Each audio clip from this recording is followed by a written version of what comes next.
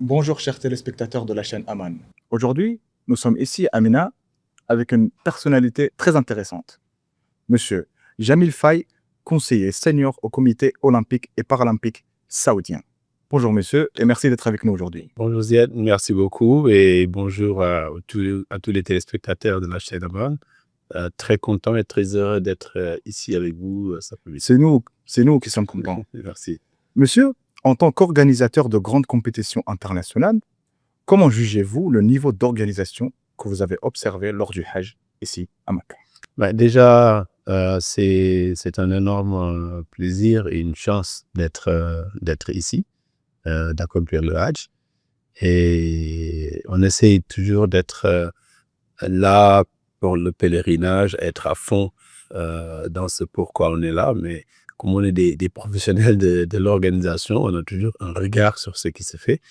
Et moi, je suis vraiment très, très satisfait. Avez-vous remarqué des similitudes entre les défis logistiques pour l'organisation du Hajj et pour l'organisation d'événements comme la Coupe du Monde, etc. Parce que je sais que vous travaillez à l'organisation de la Coupe du Monde. Oui, vous savez, je pense que chaque événement a sa particularité. Quand vous êtes sur les Jeux Olympiques ou la Coupe du Monde, vous avez déjà deux particularités différentes, deux publics différents. Un sport contre plusieurs sports, donc les complexités sont différentes. Ici, les gens viennent déjà parce qu'ils ont une passion religieuse, parce qu'ils ont une foi religieuse qui est le dénominateur commun. Donc forcément, si on a des passionnés de sport, là on a des passionnés de religion. Mais après, ça reste des gens à qui il faut proposer des services, à qui il faut du transport, de l'hébergement et autres. Donc il y a énormément de similitudes sur la logistique, sur les médias, sur le transport, sur la sécurité, sur la couverture médicale, sur beaucoup de choses. Et hier, par exemple, je regardais un peu avant le départ entre Arafat et Musdalifa, que je regardais au fait l'enchaînement des bus dans la rue ou même le métro. On peut facilement penser à une cérémonie d'ouverture des Jeux Olympiques, parce que c'est beaucoup plus grand que une cérémonie d'ouverture de la Coupe du Monde, par exemple. Et des rues fermées, des couloirs spéciaux, des bus dédiés, des gens qui sont là pour indiquer où il faut aller, des groupes, et chaque groupe son service. Donc, les similitudes elles sont là au niveau de la logistique du transport, au niveau de la sécurité, au niveau du médical, au niveau des volontaires aussi, parce qu'on n'en parle pas beaucoup. Il y a énormément de volontaires ici pour le Hajj qui sont là, qui parlent les langues pour donner le soutien. Donc, en fait, quelle est la différence? Dans le sport, vous avez des athlètes qui sont le centre de l'événement et vous avez dans la périphérie les médias, les spectateurs et tout ça. Ici, vous n'avez pas d'athlète. Vous avez tous ces gens qui peuvent remplacer les athlètes, et on parle de millions de personnes qui sont au centre de ce pèlerinage-là et auxquels il faut donner un service sur un temps très, très, très court, parce qu'on fait les choses en même temps. Quand vous êtes dans les Jeux Olympiques, vous allez voir le basket là-bas, vous allez voir de donc on dispatche les gens. Ici, on fait tous les mêmes mouvements, et c'est ça la plus grosse complexité du Hajj. Et alhamdoulilah, c'est, comme je dis, ça se passe bien, ça s'est passé bien, et ça veut dire qu'il y a une très bonne planification, très bonne équipe derrière pour pouvoir livrer ça. Donc, encore une fois, on a bravo à tout le monde qui est impliqué dans la livraison de ce produit fantastique. Et monsieur, j'ai envie de sortir un peu du sujet de l'organisation. J'ai entendu que vous avez une histoire en rapport avec le Hajj. Dites-la nous. Ouais, c'est très, très émotionnel parce que j'ai une sœur qui est décédée ici il y a quelques années à Médine. son rêve, c'était d'accomplir le pèlerinage. Et à l'époque, j'avais le pressentiment qu'elle était pas physiquement prête et j'étais un peu réticent à ce qu'elle parte en disant: «Mais écoute, tu auras d'autres occasions» et tout ça. Et elle ne voulait rien savoir, elle voulait y aller. Et finalement, bon, et elle est jamais rentrée, elle est restée à Médine. Et donc voilà, mais en même temps, je vous dis, c'était l'appel, on pouvait rien faire, hein. Oui. C'était le destin, son destin était là. Quelque part, c'était écrit qu'elle devait rester à Médine. Et pour moi, c'était un peu assez difficile pour moi je me dis: «Bon, il faut que je fasse le Hajj pour elle, pour moi et pour elle», parce que pour vraiment, accomplir sa volonté. Hem, donc voilà, et pour moi, le Hajj, c'était un peu je sais pas comment le dire, mais c'est très délicat parce que je me suis dit: «Mais est-ce que tu as la force de te concentrer en ayant toujours ça derrière la tête, ou alors est-ce qu'il faut que tu passes le pas et que tu ailles?» Donc ça a toujours été comme ça pour moi, quoi. À chaque fois que je viens, par exemple, pour la Oumra et tout ça, ça me reste, et c'est tout le temps. Et donc d'être en mesure, en fait, hem, de pouvoir la représenter, de faire pour elle, c'est formidable, quoi. Formidable, et qu'elle repose en paix. Inch'Allah. Qu'elle repose en Ouais. paix, Allah yarhamha. On espère qu'Allah, on demande à Allah qu'il lui offre le paradis, Inch'Allah. Inch'Allah. À vous et votre sœur, Inch'Allah. Inch'Allah. Inch'Allah. Et est-ce que vous estimez, après avoir vu le Hajj, que vous êtes capable facilement et aisément de refaire un Hajj pour votre sœur? Oui, autant que possible. Je pense que autant que possible pour bien d'autres personnes. Mais je pense que pour elle, c'est encore plus particulier, quoi. C'est encore plus particulier. Et puis voilà, je pense que chaque fois que je suis ici, c'est la première personne à qui je pense, c'est elle. Donc Allah yarham. voilà, Allah yarham. Allah yarham.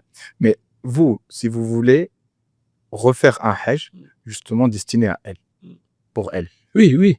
est-ce que vous sentez que ça sera facile à faire? Parce que vous avez vu le Hajj.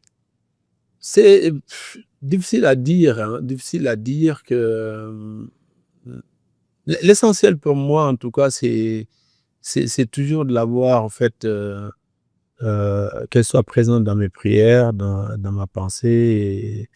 Et voilà. Et je pense que ce qui est important, c'est la foi qu'elle avait. Et aujourd'hui, le fait qu'il ait jamais eu cette possibilité d'arriver jusque-là où nous, on a la possibilité de faire, c'est déjà important.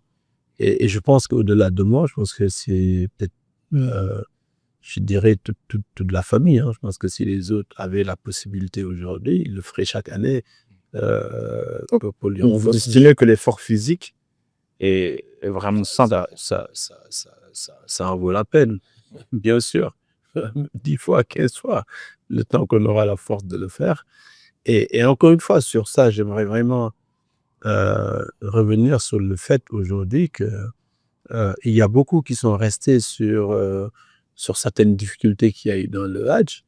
Mais aujourd'hui, heu, c'est tellement bien structuré, heu, que je dirais pas que c'est donné à tout le monde, mais c'est donné à beaucoup de personnes. On a eu beaucoup de gens en fauteuil assisté, on a eu des gens d'un âge avancé, on a eu des jeunes, des moins jeunes. Et je pense qu'aujourd'hui, le Hajj tel qu'il est structuré, tel qu'il est organisé, pour moi, il est ouvert à tous. Et donc, c'est vraiment, des bras tendus à tout le monde.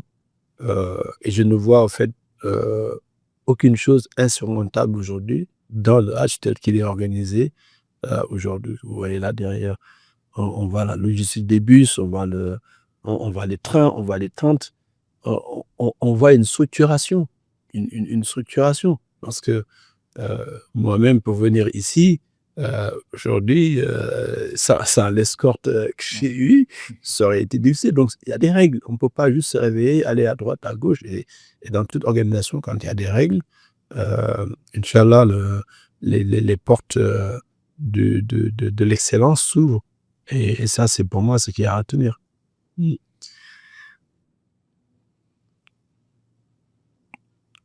En tant qu'organisateur d'événements sportifs, avez-vous un mot ou un remerciement, ou ce que vous voulez, pour les organisateurs du Hajj? Un conseil peut-être. Oui, vous savez, comme je dis, dans toute organisation, l'être humain n'est pas parfait. Dans toute œuvre humaine, il y a de la place pour l'amélioration. Mais ce qui est constant aujourd'hui, c'est que les bases, les fondements de ce Hajj tel qu'il est organisé, il y a de l'excellence, il y a de l'organisation, il y a de la sécurité, il y a une très bonne prise en charge. Après, je pense qu'il faut que ce que les gens doivent comprendre aujourd'hui, c'est que il y a l'organisation du Hajj en tant que tel, qui est sous la responsabilité des autorités saoudiennes. Et sur cette chose-là, il n'y a pas grand-chose à dire. Il y a certainement des améliorations à faire.